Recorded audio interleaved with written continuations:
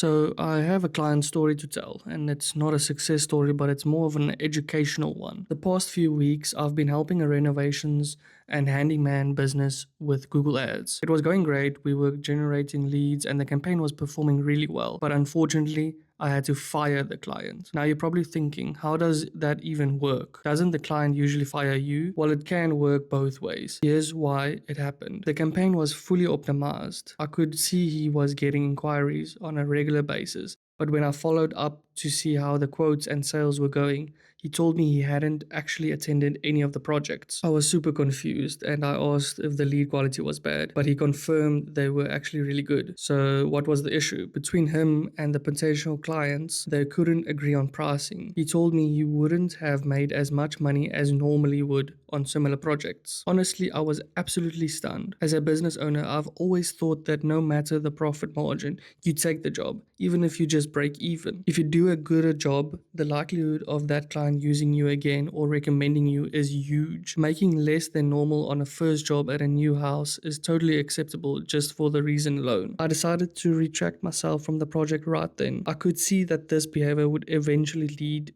to me being blamed for a bad return on investment when the reality was different. So let me know in the comments, what would you have done if you were the business owner? Do you do the projects for less profit to potentially gain higher paying work later, or do you waste the budget because you couldn't agree on price?